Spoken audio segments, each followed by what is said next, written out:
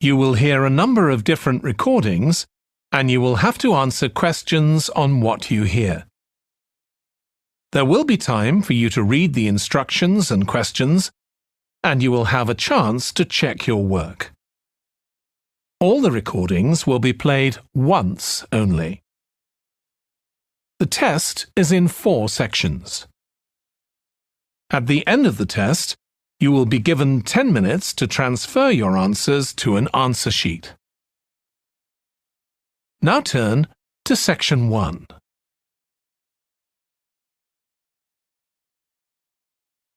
Section 1. You will hear a phone conversation between Alex, an employee at a company called JPNW, and Martha, who wants to work as a trainee at the company. First, you have some time to look at questions 1 to 7.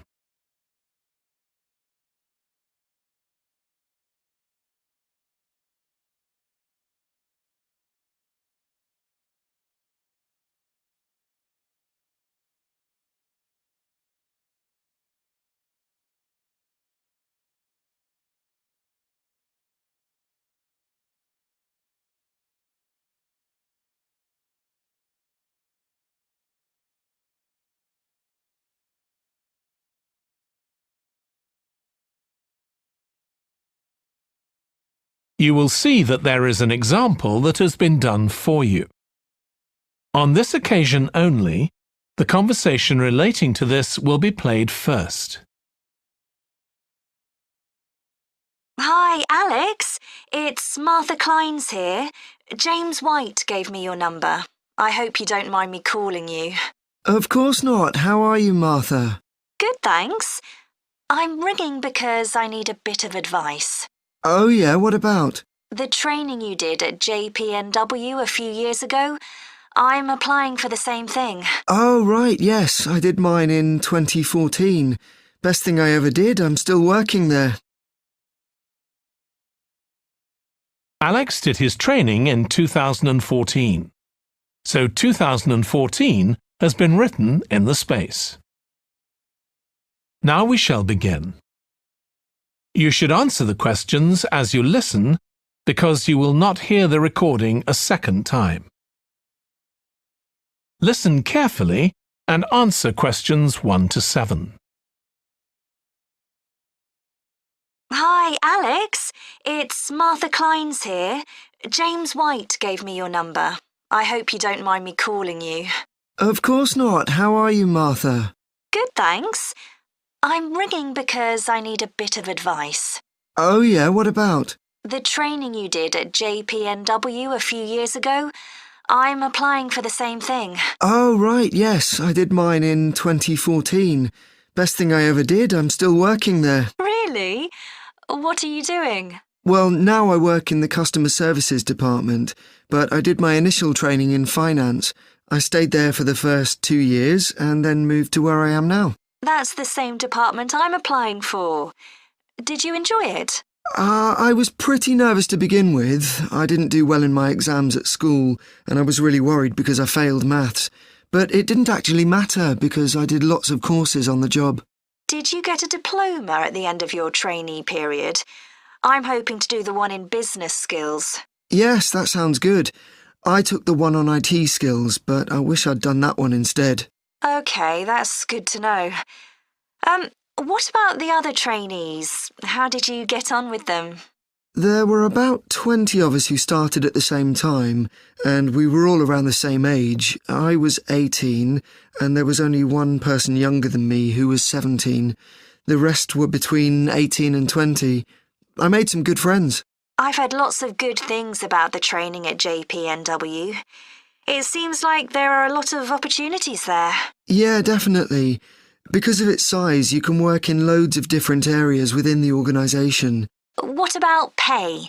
I know you get a lower minimum wage than regular employees. That's right, which isn't great, but you get the same number of days holiday as everyone else, and the pay goes up massively if they offer you a job at the end of the training period. Yeah, but I'm not doing it for the money. It's the experience I think will be really useful. Everyone says by the end of the year you gain so much confidence. You're right, that's the most useful part about it. There's a lot of variety too. You're given lots of different things to do. I enjoyed it all. I didn't even mind the studying. Do you have to spend any time in college? Yes, 1 day each month. So you get lots of support from both your tutor and your manager. That's good. And the company is easy to get to, isn't it? Yes, it's very close to the train station, so the location's a real advantage. Before you hear the rest of the phone conversation, you have some time to look at questions 8 to 10.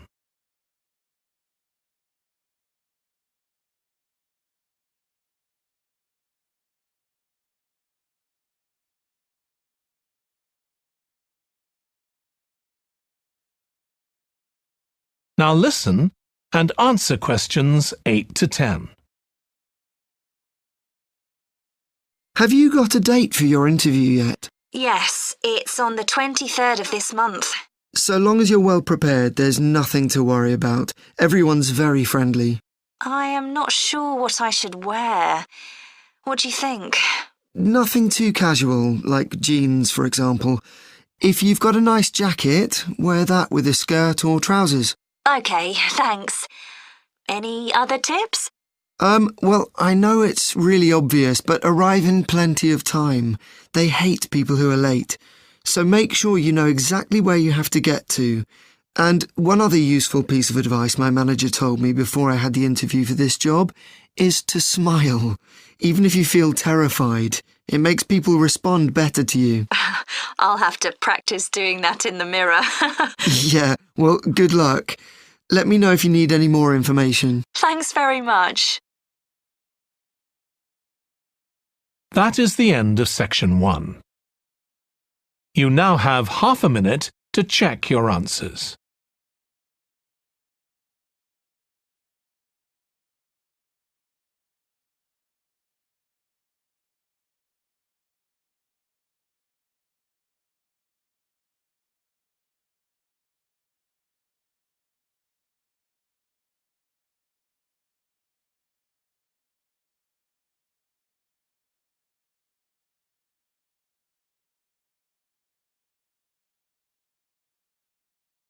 Now turn to section 2.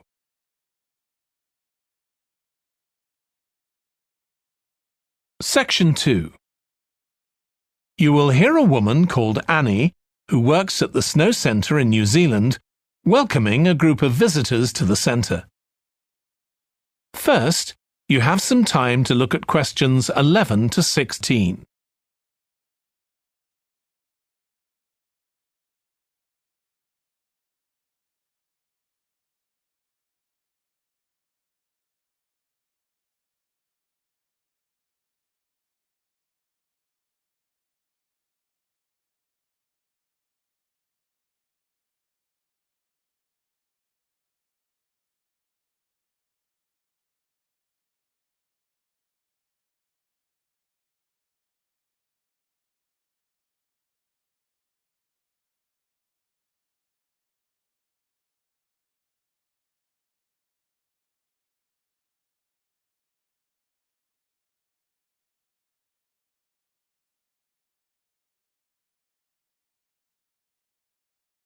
Now listen carefully and answer questions 11 to 16.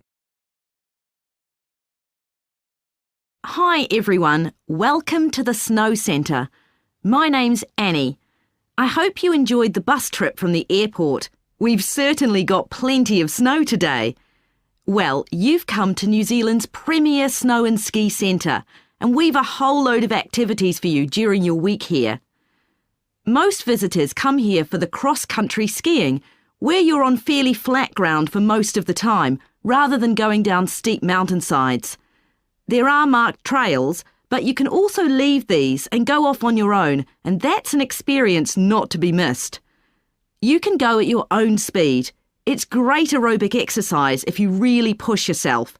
Or, if you prefer, you can just glide gently along and enjoy the beautiful scenery.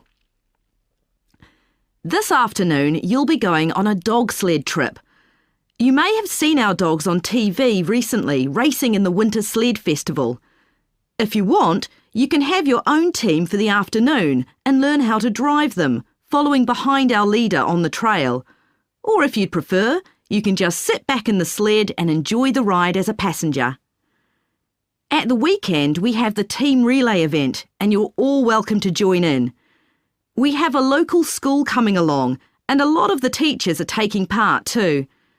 Participation rather than winning is the main focus, and there's a medal for everyone who takes part.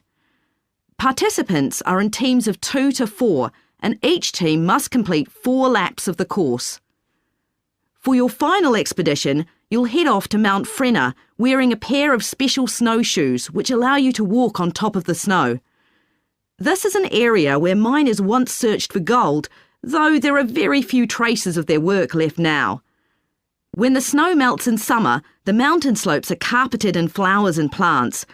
It's a long ascent, though not too steep, and walkers generally take a couple of days to get to the summit and return. You'll spend the night in our hut halfway up the mountain. That's included in your package for the stay. It's got cooking facilities, firewood and water for drinking. For washing, we recommend you use melted snow, though, to conserve supplies. We can take your luggage up on our snowmobile for you for just $10 a person. The hut has cooking facilities, so you can make a hot meal in the evening and morning, but you need to take your own food. The weather on Mount Frenna can be very stormy. In that case, stay in the hut. Generally, the storms don't last long. Don't stress about getting back here to the centre in time to catch the airport bus. They'll probably not be running anyway. We do have an emergency locator beacon in the hut, but only use that if it's a real emergency, like if someone's ill or injured. Before you hear the rest of the talk, you have some time to look at questions 17 to 20.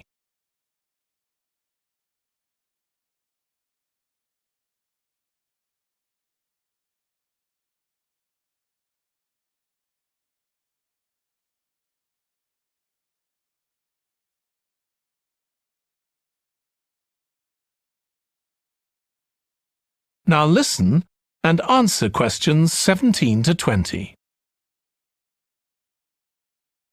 Now, let me tell you something about the different ski trails you can follow during your stay here.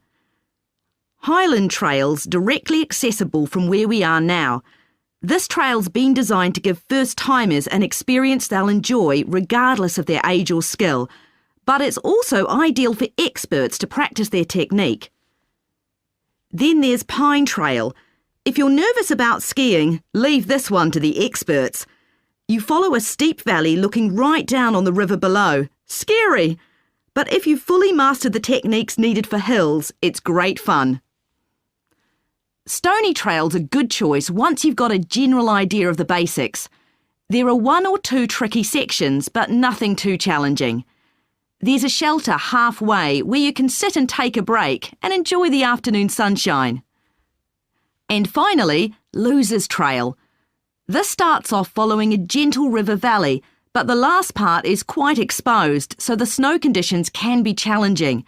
If it's snowing or windy, check with us before you set out to make sure the trail's open that day. Right, so now if you'd like to follow me, we'll get started. That is the end of section 2. You now have half a minute to check your answers.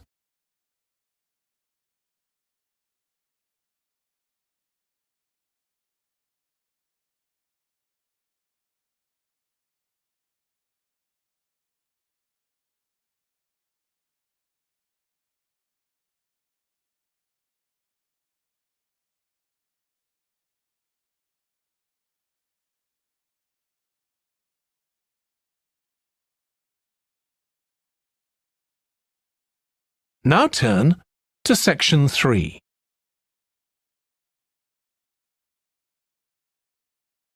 Section 3. You will hear 2 students called Jack and Alice discussing food labels that give information on the nutritional value of foods. First, you have some time to look at questions 21 to 26.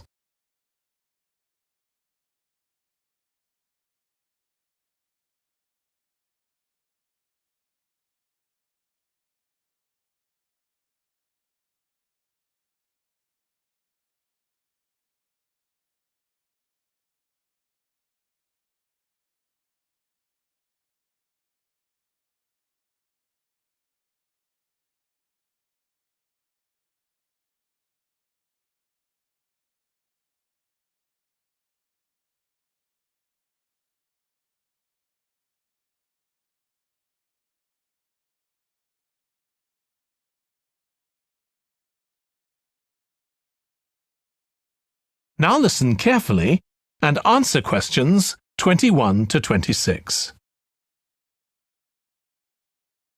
I still got loads to do for our report on nutritional food labels. Me too. What did you learn from doing the project about your own shopping habits? Well, I've always had to check labels for traces of peanuts in everything I eat because of my allergy. But beyond that, I've never really been concerned enough to check how healthy a product is. This project has actually taught me to read the labels much more carefully. I tended to believe claims on packaging like low in fat, but I now realise that the healthy yoghurt I've bought for years is full of sugar and that it's actually quite high in calories. Ready meals are the worst. Comparing the labels on supermarket pizzas was a real eye-opener. Did you have any idea how many calories they contain? I was amazed. Yes, because unless you read the label really carefully, you wouldn't know that the nutritional values given are for half a pizza. When most people eat the whole pizza. Not exactly transparent, is it? Not at all. But I expect it won't stop you from buying pizza. Probably not, no. I thought comparing the different labelling systems used by food manufacturers was interesting. I think the kind of labelling system used makes a big difference. Which one did you prefer? I liked the traditional daily value system best, the one which tells you what proportion of your required daily intake of each ingredient the product contains. I'm not sure it's the easiest for people to use, but at least you get the full story. I like to know all the ingredients in a product, not just how much fat, salt and sugar they contain. But it's good supermarkets have been making an effort to provide reliable information for customers. Yes. There just needs to be more consistency between labelling systems used by different supermarkets, in terms of portion sizes, etc. The labels on the different brands of chicken flavour crisps were quite revealing too, weren't they? Yeah. I don't understand how they can get away with calling them chicken flavour when they only contain artificial additives. I know. I'd at least have expected them to contain a small percentage of real chicken. Absolutely. I think having nutritional food labelling has been a good idea, don't you? I think it will change people's behaviour and stop mothers, in particular, buying the wrong things. But didn't that study kind of prove the opposite? People didn't necessarily stop buying unhealthy products. They only said that might be the case. Those findings weren't that conclusive, and it was quite a small-scale study. I think more research has to be done. Yes, I think you're probably right. Before you hear the rest of the discussion, you have some time to look at questions 27 to 30.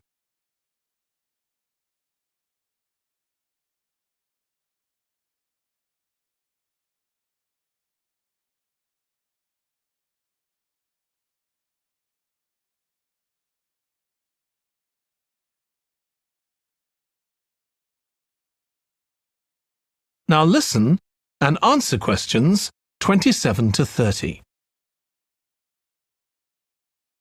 What do you think of the traffic light system?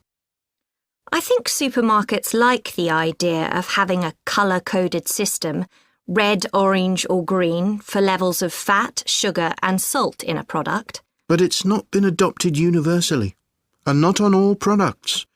Why do you suppose that is? Pressure from the food manufacturers. Hardly surprising that some of them are opposed to flagging up how unhealthy their products are. I'd have thought it would have been compulsory. It seems ridiculous it isn't. I know. And what I couldn't get over is the fact that it was brought in without enough consultation. A lot of experts had deep reservations about it. That is a bit weird. I suppose there's an argument for doing the research now when consumers are familiar with this system. Yeah, maybe. The participants in the survey were quite positive about the traffic light system. But I don't think they targeted the right people. They should have focused on people with low literacy levels, because these labels are designed to be accessible to them. Yeah. But it's good to get feedback from all socio-economic groups, and there wasn't much variation in their responses. No. But if they hadn't interviewed participants face-to-face, they could have used a much bigger sample size. I wonder why they chose that method. Dunno. How were they selected? Did they volunteer or were they approached? I think they volunteered. The thing that wasn't stated was how often they bought packaged food. All we know is how frequently they used the supermarket. That is the end of section 3. You now have half a minute to check your answers.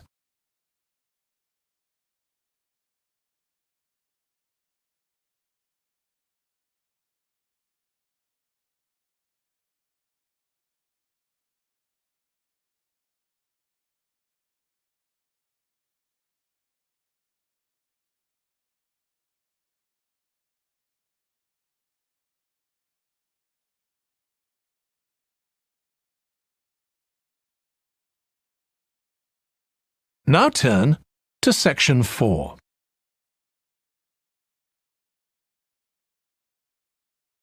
Section 4.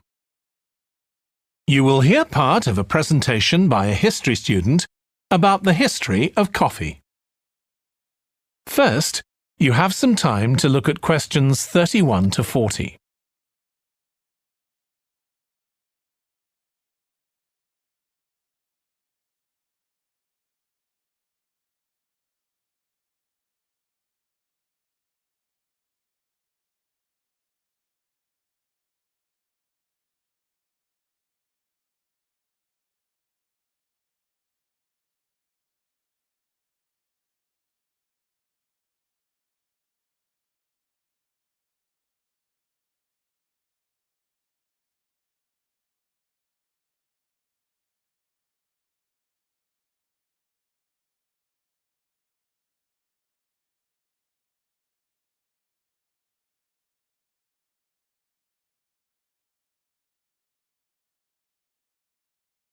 Now listen carefully and answer questions 31 to 40. In my presentation, I'm going to talk about coffee and its importance both in economic and social terms. We think it was first drunk in the Arab world, but there's hardly any documentary evidence of it before the 1500s, although of course that doesn't mean that people didn't know about it before then. However, there is evidence that coffee was originally gathered from bushes growing wild in Ethiopia, in the northeast of Africa. In the early 16th century, it was being bought by traders, and gradually its use as a drink spread throughout the Middle East. It's also known that in 1522, in the Turkish city of Constantinople, which was the centre of the Ottoman Empire, the court physician approved its use as a medicine. By the mid-1500s, coffee bushes were being cultivated in the Yemen, and for the next 100 years, this region produced most of the coffee drunk in Africa and the Arab world. What's particularly interesting about coffee is its effect on social life. It was rarely drunk at home, but instead, people went to coffee houses to drink it. These people, usually men, would meet to drink coffee and chat about issues of the day. But at the time, this chance to share ideas and opinions was seen as something that was potentially dangerous. And in 1623, the ruler of Constantinople demanded the destruction of all the coffee houses in the city, although after his death, many new ones opened, and coffee consumption continued. In the 17th century, coffee drinking spread to Europe, and here too, coffee shops became places where ordinary people, nearly always men, could meet to exchange ideas. Because of this, some people said that these places performed a similar function to universities. The opportunity they provided for people to meet together outside their own homes, and to discuss the topics of the day, had an enormous impact on social life, and many social movements and political developments had their origins in coffeehouse discussions.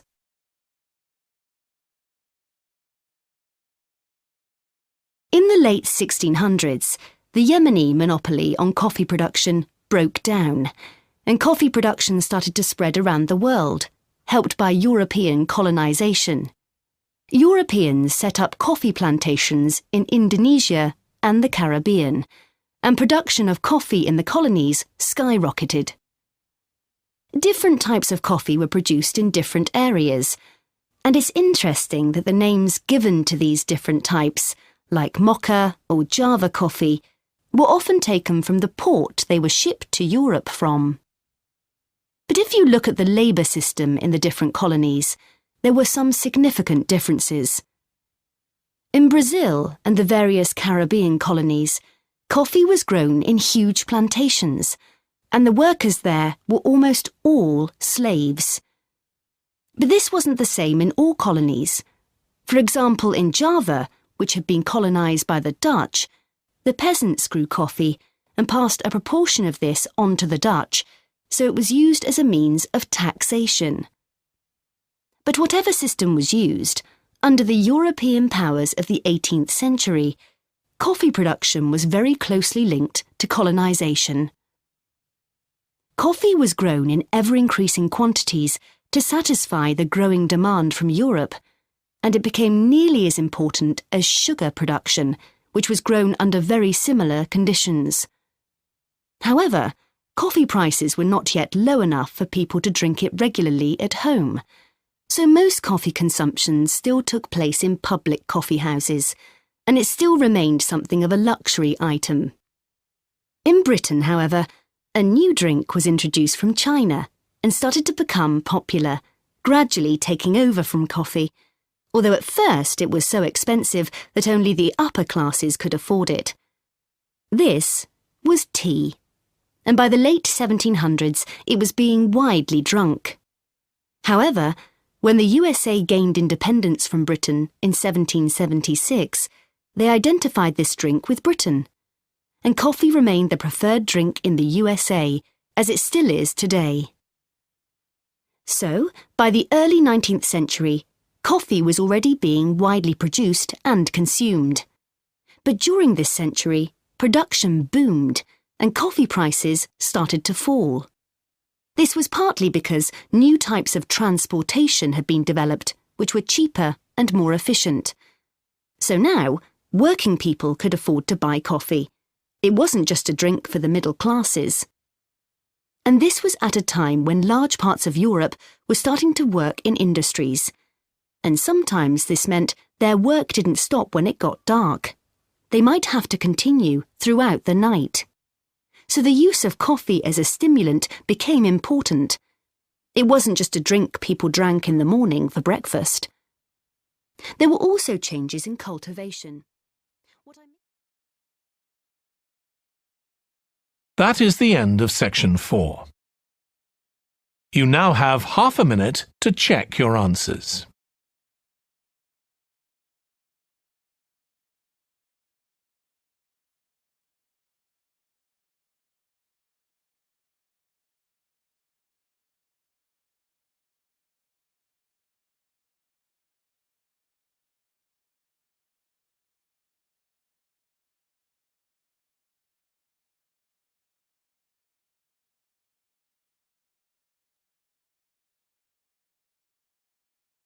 That is the end of the listening test.